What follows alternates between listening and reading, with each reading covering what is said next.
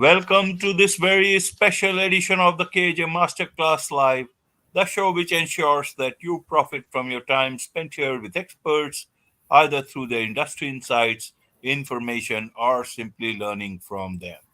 And today we have Yusuf Khoja. He's a founder of Resilient Leaders, keynote speaker, and performance coach. He has dedicated 30 years to producing, organizing, and presenting at international leadership and wellness events featuring renowned speakers such as former President Bill Clinton, Oprah Winfrey, Sir Richard Branson, and Tony Robbins. Those are big names. Welcome to the show, Yusuf. Thank you for having me, AJ. It's a pleasure to be here. You are welcome. Welcome to the show, Yusuf. Welcome to India in this online form. And I'm sure not just in India, but a lot of people across the globe will benefit from what we are discussing right now. We'll be talking about cultivating a growth mindset for success. But before I come to this, let's understand a bit about your success, a bit about your journey, so that people can learn directly from you. Perfect. Well, thanks for that introduction. I come from an entrepreneurial family. My late brother and I, along with my two sisters, in the early 1990s, founded a company with a mission to bring people together in the spirit of learning so that they could discover their purpose. And we started with big, lofty goals and a lot of desire and ambition, but a very small budget.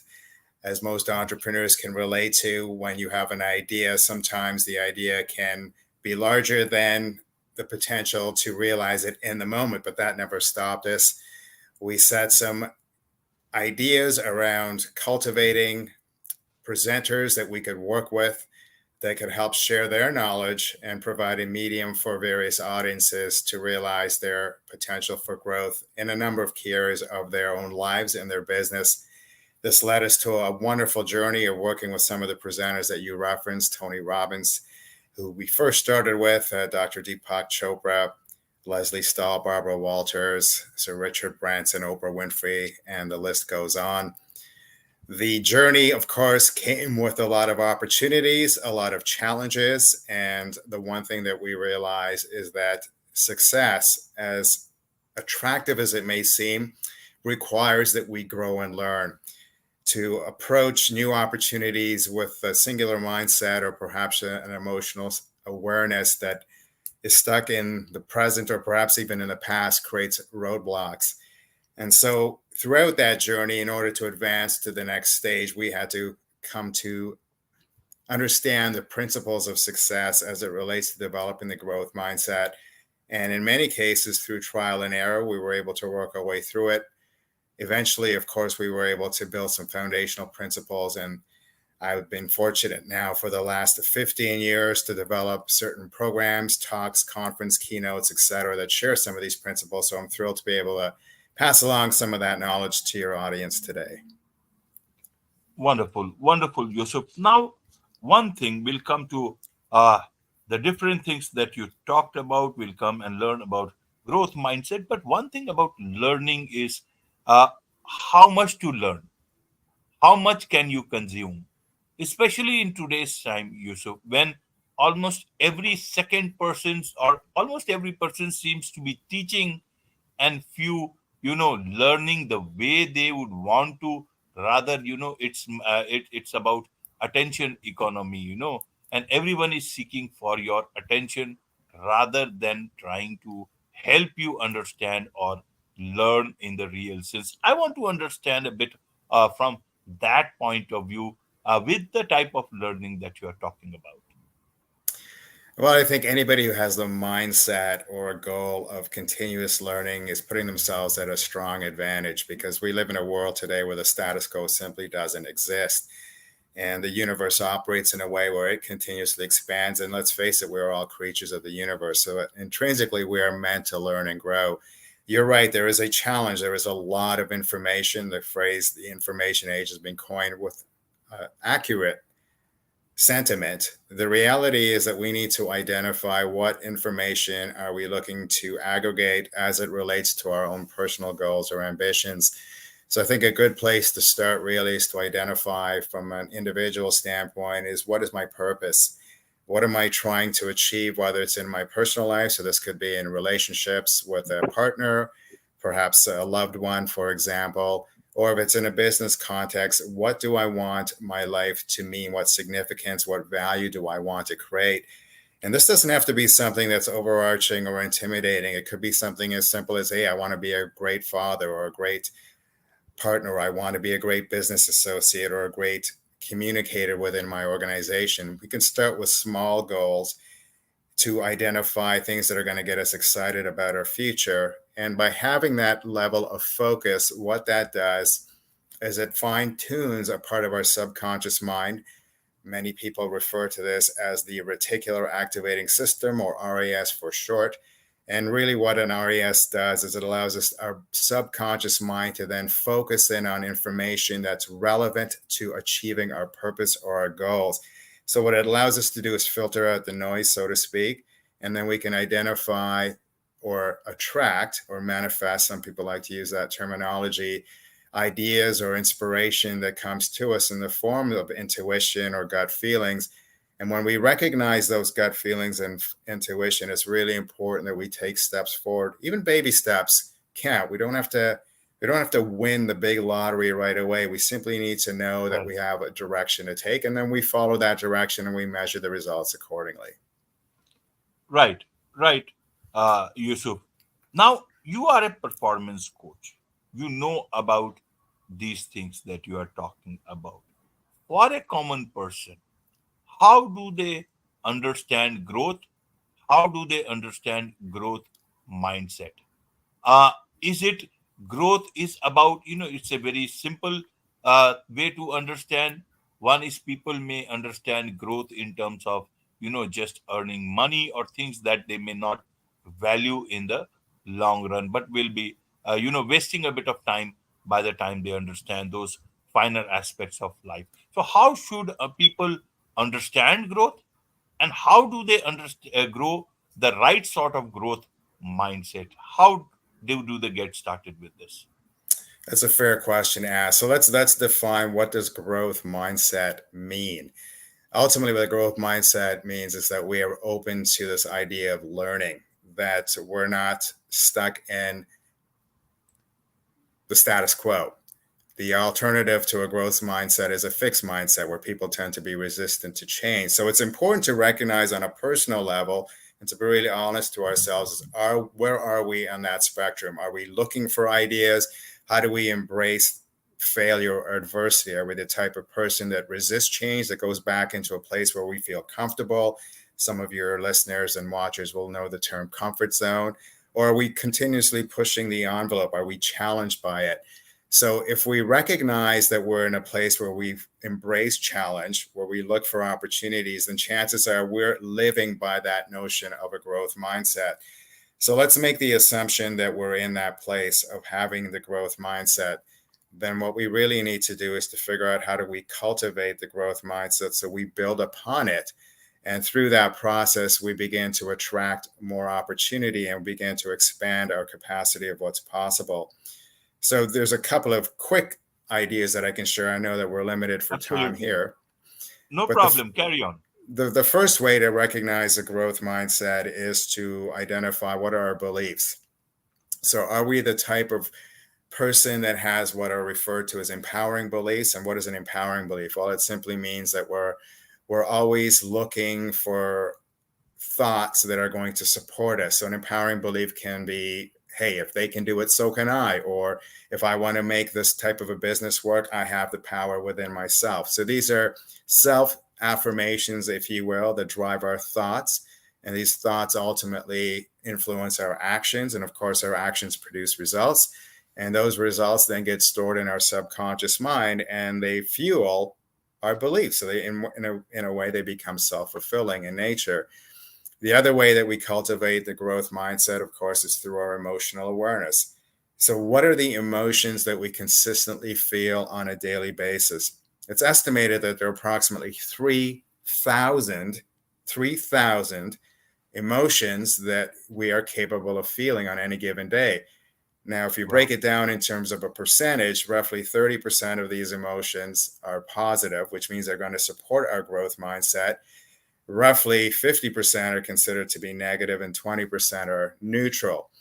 So, of the 3,000 emotions that we're capable of feeling on a day to day basis, most people will go through 12 emotions on a daily basis. In other words, they'll recycle through the same 12 emotions. And if you break down those emotions that we face on a daily basis, we have to ask ourselves the question, what percentage of those emotions fall in the positive category? So emotions like love, compassion, understanding, forgiveness, excitement, joy.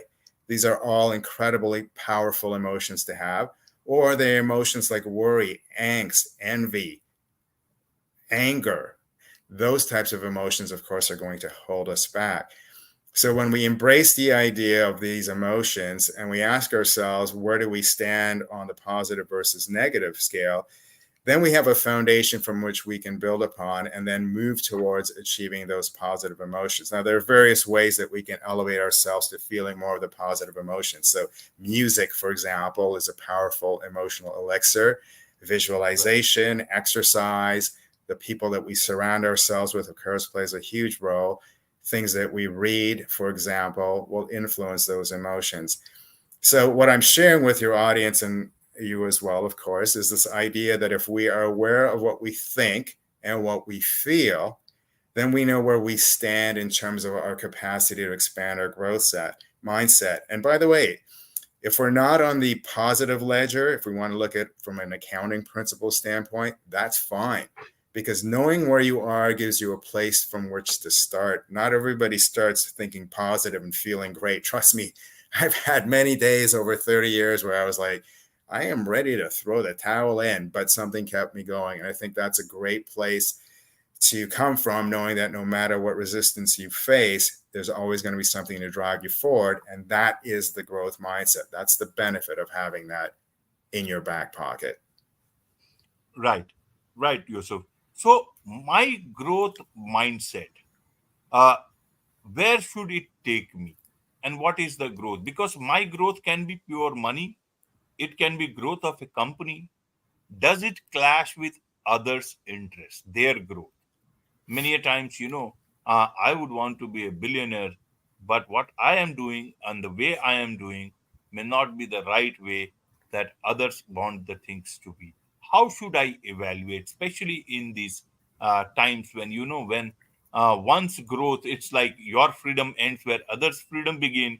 So my growth ends where others growth potential begins. How should we look at that? Because today or tomorrow these things will also come into question. It's an interesting perspective you're taking. So, what you're really talking about, in my estimation, is your goals.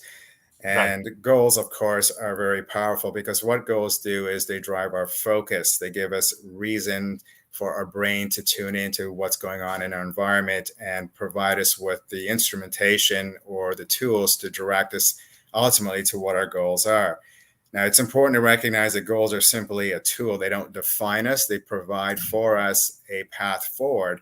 And when we identify goals, it's important to recognize in what context are we setting these goals. So, are we doing it for ourselves as individuals? Are we doing it for our family? So, if you have children, for example, and a partner, what are our goals as a family? And if you extend that beyond the immediate circle of influence and you look at it as an organizational standpoint, whether you're an entrepreneur running a business or perhaps you're a leader within an organization, it's important to identify then what are the collective goals and to identify, do my individual goals align with the collective goals or is there potential conflict? So let's just assume for a moment that we're starting with an individual goals. And then it's important to recognize that there are more than one types of goals. So you can have business goals, financial goals, you can have relationship goals, spiritual and health goals. It's important to have a balance of all of these because invariably, if we just, let's just say, for example, people are motivated by wanting to make a lot of money. Well, history has shown us is that money doesn't give us health. It doesn't give us success. It doesn't give us fulfillment. It can generate happiness, and that happiness can be temporary. It could perhaps last a few years or maybe even a decade. But ultimately, it's not going to define us. What defines us is legacy. And what legacy is about the impact that we create within our society and our community. It starts with ourselves, and that influence carries forward to our children, to our families, and then to the organizations and the community as a whole. So it's really important to break down on a level of goals what are the types of goals that motivate you. And then once you've done that for yourself, now you have some credibility so that when you go into your business or into an organization, you talk to other people about the importance of setting goals, they're going to judge you. They're going to ask you, maybe Right. not verbally, but subconsciously, they're going to say, well, show me what you've done. And if you live that way, and this is a part of your identity now we're talking about because you've done this for years, then it just speaks to the credibility factor because you've gone through that process and you've gained the experience and the value that now you can share that with others to help them define what their individual goals may be. So you might do this through a mentorship program. You might bring in a coach, a speaker to work with your team, for example. And once you start to achieve, or once they start to achieve their own personal success, you can marry that to the organization as a whole. And that what is ultimately what's going to drive the culture within the organization and promote things like team inclusivity, team effectiveness, and ultimately drive things like talent retention and attraction as well. So there's a lot of external benefits and long lasting benefits that are the result, but it all starts with yourself at the beginning. Absolutely. So, Yusuf, you talked about a time when, or several times, must could be in people's life. It comes, you want to throw in the towel. You want to leave it and understand that, okay, let's look at something else. Let's How do I create resilience, this thing called resilience, and how do I differentiate whether my resilience is not turning out to be stupid stubbornness, and where where one should let go of things. Help us understand, how do I build the right kind of resilience and leave on my stubbornness if it is turning to that rather pragmatic sense. Fair question to ask. Well, the one thing I want to emphasize is we all have resilience within us. Every single one of us at a certain point in our life have been through challenges and have had to find a way to cope in order to get where we are today. So, congratulations on being here today. And for those of your listeners who are either watching this live or perhaps a recording, I have to congratulate them because they're demonstrating a growth mindset by taking in this information. To address your question, resilience, we need to identify, well, what does resilience mean from a definition standpoint? Now, I've been delivering a lot of seminars and having conversations with leaders over the last couple of years on this topic. And it's interesting for me to note how many people define resilience as some type of an ability to bounce back from an obstacle or adversity, or perhaps create a game changing innovation or idea that's going to transform their organization. And while I believe that this is an accurate definition, I think resilience can demonstrate itself in very subtle ways. Like, for example, finding the energy after a busy workday or work week to spend quality time with family or friends, or perhaps finding the courage to volunteer within the community to give back or mentor somebody at work. So, resilience as a definition that I've been discussing with other leaders that seems to gain traction is that resilience is defined as a willingness to adapt to change and foster well-being through self-care. And I know that's a mouthful, but if you think about the operative words in that definition, willingness, for example, is really important because what that signifies is that's an internal desire. It comes from within. It expresses itself in emotions such as passion or determination. In other words, when we're in a state of willingness, we don't rely on something happening to happen in the environment to change the way we feel. We can do it organically. The next phrase that's really important in that definition is adapting to change. And that really begs an understanding that we don't live in the world of the status quo. So, what does that really mean? It means, well, hey, if things are going well in our lives and we're on a roll and we've all been to this place where, we feel like we've earned a certain level of success and we're living it now, well, shouldn't take it for granted because invariably we're going to be challenged by it somehow, some way.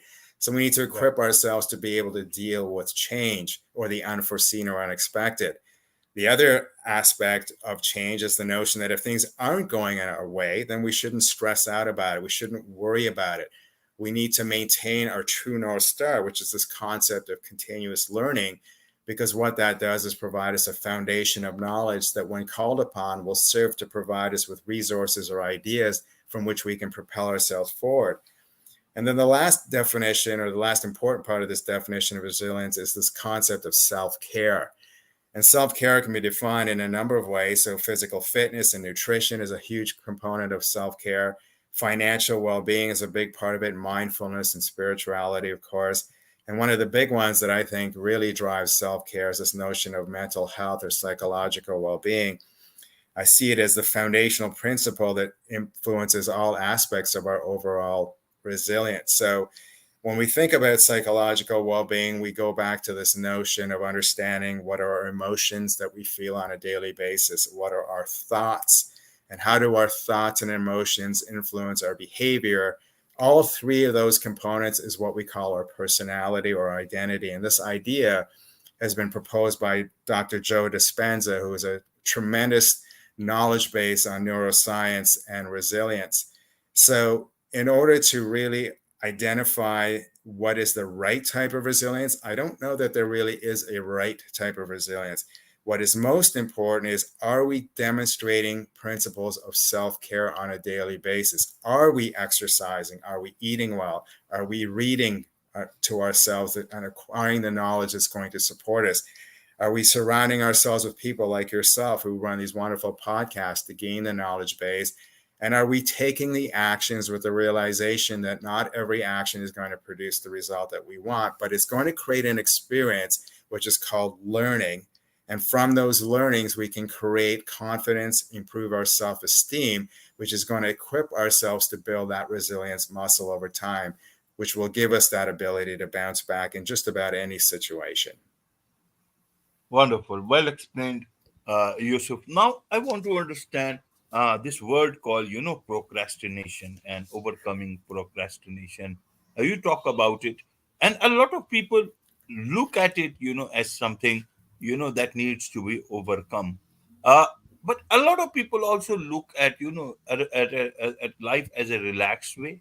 But today is the time of, CTAs, call to actions, and every time you are just having that bit of relaxation in your life, that some sort of a CTA will come over mind. How do I look at my life in terms of whether it is a positive procrastination or a negative sort of a procrastination, and that I am not putting myself onto a hamster wheel in the name of getting off the procrastination and actually getting down to living life. How would you like to people to understand this thing called procrastination? Procrastination is a limitation that we set upon ourselves, in my estimation. We all want to have success, however we define it. Success is a very subjective term. So, whether it's relationships, more money, travel, a nice car, that type of thing. And for most of us, I think we live in a place where we are blessed to have the freedom to gain the knowledge and the information required so that we can move forward towards achieving these types of goals. The challenge, though, is we can set goals in terms of what we want, but if we have belief systems that are contrary to our goals, we'll call these limiting beliefs, then what happens is self-sabotage tends to creep in. So, for example, let's say somebody, I'm going to use finances because it's probably the easiest way to quantify this example. Let's say Right. somebody wants to make $200,000 a year, but they have grown up in an environment where maybe they have been taught that money is the root of all evil, or if that you have too much money, it's going to change your personality. You're not going to be a kind person. You're going to become selfish, or you're going to become hoarding, and people aren't going to like you. Now, that's a matter of not necessarily true or false. It's just a belief. And for most of us, our beliefs are created subconsciously through the environment. It could be the news, the media, people we surround ourselves, the music we listen to, etc. The challenge is that if we have these limiting beliefs that exist, we'll call this software programming that's been running in our subconscious mind for years, and we're not aware of it. And then we set these goals of what we want to aspire, and they come into conflict with each other. Then we rationalize in our mindset, well, how do I stay where I am now? Because although I want to have these goals, I don't want to be perceived as that bad person. So subconsciously now, this is not a conscious decision. What our brain automatically does is it creates a framework where we can rationalize not doing what we know we should do in order to stay where we are, to be able to be complacent and remain in that comfort zone. And as long as those beliefs are in disalignment with our goals, we will always exhibit things like procrastination. And that's frustrating because nobody wants to procrastinate and stay. So, how do you get around that? Well, the real key is to identify what are the beliefs that I need to have in order to achieve the goals that I've defined as being important to me. And that's a really great exercise to go through, because what we're really doing at this stage is we're taking control. We are now creating the programming that's going to be running in our subconscious mind, so that we don't have to think about doing the things we know we should be doing. We now start to live those things. These are called habits, and these habits become natural on a day by day basis. And this thing called procrastination is a thing of the past. Wonderful, wonderful. Procrastination becomes a thing of the past. There is so much to learn from you about these things, Yusuf, and I'm sure a lot of people would like to learn from you, engage with you professionally. So, what is the best way for them to do so? Well, thank you. I would love to keep in touch with your viewers and listeners. Best way to stay in touch with me is you're welcome to visit my website. I will share that with you. I'm sure you'll probably put it in the show notes Right, as well. absolutely. The website is www.resilientleaders. So that's one word, resilientleaders.ca. And when you go on that website, you'll find out a lot about me, and I have a gift for everybody as well. And you go on that website, you'll notice that there is a tab called ebook.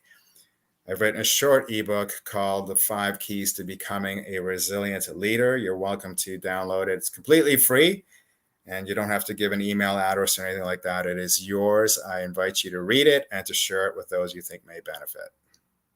Wonderful. With this, it's a wrap on this very special edition of the KJ Masterclass Live. Thank you so much indeed for joining us. My pleasure, and thank you for having me.